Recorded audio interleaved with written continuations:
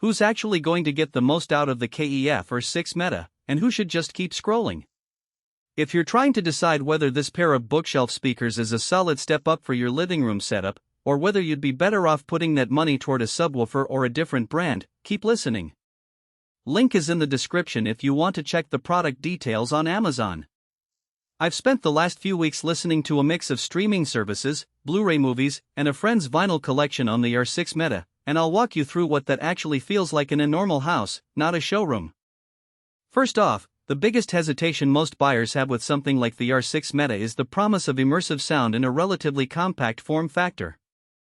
KEF advertises a 12th generation Uni-Q Driver array that supposedly creates a three-dimensional soundstage, and the Meta Material Absorption (MAT) layer claims to soak up 99% of unwanted reflections. In practice, that means you get a tighter front-focused image, but you also have to consider the room you're putting them in. In my own two-bedroom apartment, the speakers sat on a modest floor-standing shelf about 3 feet from the nearest wall.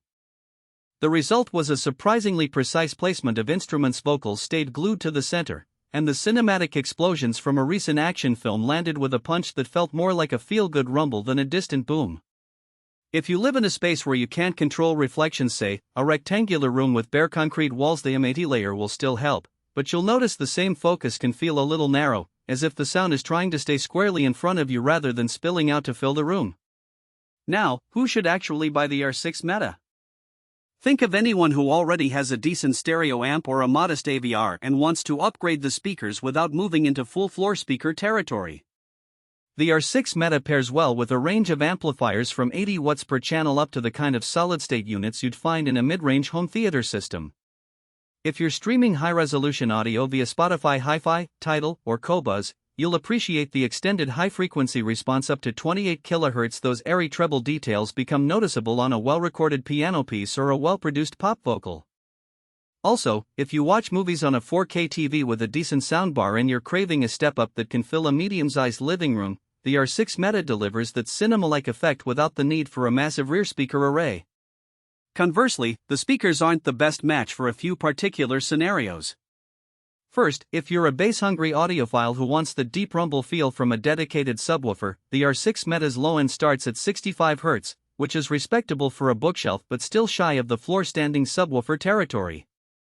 Adding a subwoofer would be the sensible route if you listen to a lot of EDM or action movies with explosions that need to be felt as much as heard. Second, if your budget is tightly constrained, say, you're spending under $400 total on a pair of speakers, the R6 Meta's price point is a serious commitment. You're not just buying the drivers, you're also paying for the Meta material technology and the precision engineering that comes with a KEF brand name. For someone who is just getting into hi-fi and wants a good enough starter, something like a Klipschar 41M or a Polk Audio Signature Series could deliver a warm, full sound for a fraction of the cost. What about the practical strengths? The first thing most people notice is the ease of integration. The R6 Meta ships with standard binding posts, and I was able to plug it straight into an AVR that already drove a set of Dolby Atmos speakers without any hiss or hum. The speaker's gloss black finish looks sleek in a modern core, and the matte surface on the rear absorbs stray reflections so you don't have to worry about that glossy back panel turning your room into a sonic echo chamber. In terms of daily usability, the speakers are relatively lightweight for their size. Moving them from the living room to a home office for a quick podcast listening session was a non-issue, something that matters if you frequently rearrange furniture or like to bring your audio gear to a friend's house for a movie night. On the flip side, there are a few trade-offs that become apparent after the first few weeks.